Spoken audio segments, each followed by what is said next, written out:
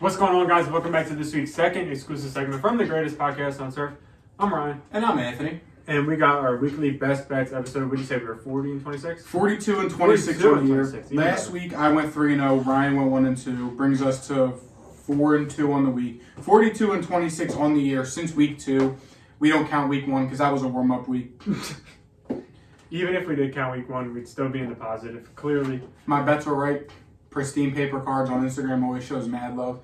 Cashed out. He does an individual parlay every week on my bets, and then he fills one on your bets. And he cashed out off me last week, so pristine paper cards, my dog, shout out. Yeah, so got a lot of bets this week. Don't forget to like. Please subscribe to the channel. Even if you never come back and watch, hit that subscribe button. We would greatly appreciate it. It's literally like free. 97 to 3 in terms 97% of our viewers are not subscribed. So please subscribe to the channel. Don't forget, as always, check out our sponsor, My Family's Business, Literally Pizzeria, best cheesesteaks and best pizza in Delaware. If you go in and show proof you're subscribed, you are eligible for a 10% discount off your entire purchase.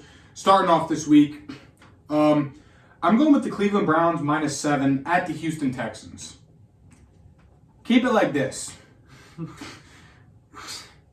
Can I am I allowed to say what you sent me earlier, or is that should I not say that, or I was joking.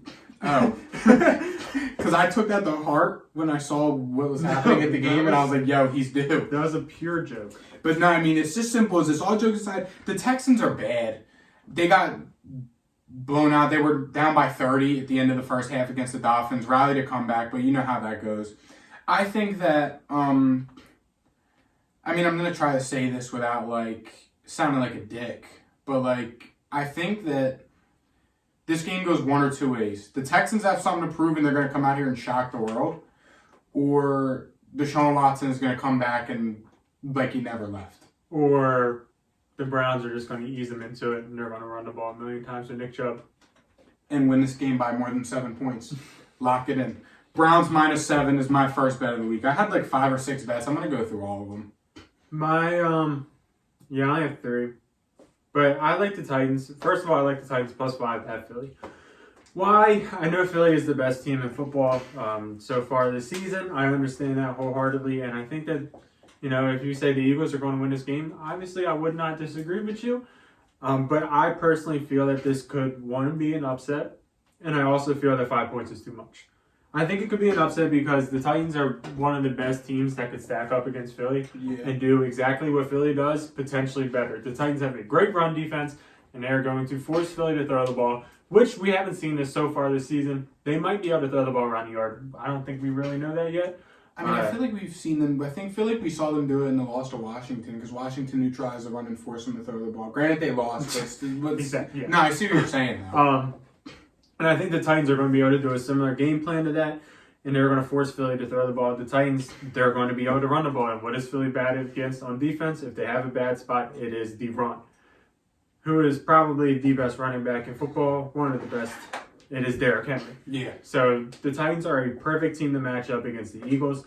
And 5 points is too much because, they lost to the Bengals last week by 4. They lost to the Chiefs by 3. Mm-hmm. They're hanging with the big dogs. They lost to the Giants by 1. They did get blown out by Buffalo. Granted. Shit. Buffalo, shit happens. Yeah. But usually when they lose by a little. 5 points is a lot. I think both of these defenses are going to show up, and I think this is a low-scoring football game. 20-17. That's kind of how I see it. And 5 points. 5 points, I think, is just too much. No, I like that. And my next best bet of the week, I'm going to pick up where you left off with 5 points. I'm taking the Dolphins +5. It took me a while to pick that game. It's who's going to win. I just feel as though that 5 points for the best offense in football I feel like that's a lot. If there's a game that should be a pick-em, it's literally this one. Yes. Look at it like this. The Dolphins have the best receiving duo in football. Tua, who's playing out of his mind. It should be 49ers -3 because they're at home. Yes. Miami's traveling all the way across the country. Yes. But you have the 49ers, who in theory they're the best defense in football, with an offense that can do a lot. I think that the Dolphins keep this game close. games like this, we usually see both defenses kind of step up. I feel like, I mean, we saw it with Chiefs-Bills earlier in the season where we all thought it was going to be game of the year, and it was what? What was the final of that game? What? Chiefs-Bills earlier in the year when everyone was like it was going to be a shootout and it was like close. Like it was. I feel like it's going to be one of those games. I think the Dolphins can put this out on top for them, just because I feel like that if San Fran does expose the Dolphins' defense, I think the Dolphins' offense can hang with them. And it is a Mike McDaniel revenge game. Not revenge game, but Mike McDaniel against his former team. So I'm liking the Dolphins +5 in this one. I think it's safe. I feel like when the better team, in my opinion, the Dolphins are the better team. And I think that when they're 5-point underdogs, I think you got to take it. Sure. Soccer's is getting too carried away when I look up Lions football and some dumbass line comes up on my screen. It's called soccer, not football, disrespectfully. Exactly. Which leads me to my next best bet, Jaguars Lions over 51.5. It's pretty clear to me that the Lions, they're going to score 30 points. They scored 25 against the Bills, 31 against the Giants, 31 against the Bears, 27 against the Dolphins. They score points, 45 against the Seattle Seahawks. They're going to score points if they're playing against a defense that isn't one of the upper echelon teams. And I'm telling you right now, the Jaguars are not one of those defenses. Okay, they allowed 27 to Baltimore last week. I just think both of these teams can go ahead and put up a 28-27 game. Mm-hmm. That's 55. That covers the 51. Yep. Because in my opinion, if the Lions are going to score, which I do believe they can, with very little effort, I think that Trevor Lawrence is obviously not going to get blown out by the Lions. So I think this game could go either way. And I feel like both of these teams are going to be in the high 20s.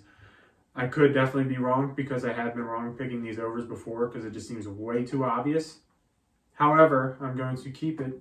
I'm gonna stay the course. Yeah. Take the over for the Lions and Jaguars. Yeah. And moving on to my one of my last picks. I have two here, but they're the same game, and then one more after that. So I like the Chiefs at the Bengals. I like this game going over 52.5 points.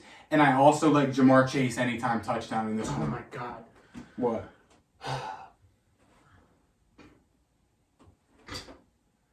What is up with Look, I thought we didn't have any of the same bets. I thought you were saying, oh my God, because I said Jamar Chase. No, there should not be soccer coming up when... I don't even know if this is soccer. What even is this? I don't know. But soccer. What the hell? The game over 52.5, it's simple as this. Dating back to 2018, the last 3 times that these teams have played, it's gone over 52.5 2 of the last 3 games. And the game it didn't go over, the final added up to 51. So in theory, it should be right there. I think that this is going to be the game that's high scoring. I mean, again, the last 2 times they played twice last year. Bengals won 34-31 and 27-24. They're both right there. Both of these teams, you know what you're going to get. It's going to be a high scoring game. I don't think either defense is good enough when they're fully healthy to go contain this offense, especially with the Bengals getting Jamar Chase back. I think they're going to want to get him back in right away. They're going to be taking deep shots to him early and often. He will catch a touchdown. Jamar Chase, anytime touchdown, lock it in his first game back. And I guarantee this game goes over 52.5, and those are my locks of the week. My last best bet, this is probably my favorite one. It is the Vikings -3, I believe. -3 at home. I like that one, but then I thought about it, and I don't know. -3 at home versus the Jets. Why? A couple reasons. To start off, the Vikings have been home the past 2 weeks, and they are at home again this week. That is 3 weeks in a row that they are staying in Minnesota, which I think is a big deal for a football team. Maybe I'm wrong, but if you spend 3 weeks at home, I think that's big for you. They're coming off a win against the Patriots where they were 3-point favorites also, and they beat them by, I can't do math, 7. Mm-hmm. If you're only 3-point favorites against the Patriots, you should be more than 3-point favorites against the Jets. Yes. In my opinion. If you're 3-point favorites, you get the 3 points for being at home. They are better than a 1 point different than the damn Jets. I know the Jets have Mike White, and it's a resurgence of the Jets, but I'm calling bullshit personally. Who they beat? The Bears. Trevor Siemian. They beat, yeah, exactly. They beat Trevor Siemian, D-Mon, Chase Claypool. So I respect Mike White for what he's doing, but I'm calling bullshit. I think the Vikings win this game. I think the Vikings are one of the most disrespected teams in football. Granted, I disrespect. I was going to say, I was literally just about to say, I feel like you are Listen, part I'm of the one of them. problem. I am one of them. It doesn't change the fact that they're disrespected, and it doesn't change the fact that I'm going to keep doing it. Because I don't think they're real. However, they are real enough to beat the Jets, who have Mike White as their quarterback. We're in the NFL. Mike White is not a starting quarterback in the NFL. The Vikings have been home the past 3 weeks. The past 3 weeks. If they can't figure that shit out, I don't know what else, will. Jets are traveling pretty far away. I mean, that's almost across the country. In what world is that almost across the country? Are you dumb? Do you know where Minnesota is? I mean, it's only like 2 more states away from Washington. It's a it's less than 3 hours. It's less than a 3-hour flight from New York to Minnesota. Hold on. Ain't no way. I think you're thinking of something different because there's no fucking way that Minnesota is almost across the country. Minnesota's not even the Midwest. Hold on. Minnesota's right there. No, it's not. A flight from Delaware to Florida is 30 minutes shorter. Why is Herschel Walker? What the hell? Dude, I thought I was bugging. Minnesota's like up here. No, it's zoom out. Minnesota's here, d-bag. Yeah, Minnesota is right. It's That's right. what's Okay, Minnesota's right there. Yes, it's a 2-hour 45-minute flight. I thought Minnesota and Montana were different. I'm like, what are you saying? I was mixing up Minnesota and Montana. Either way, they've been home the past 3 days. The Jets are traveling 2 hours across the country.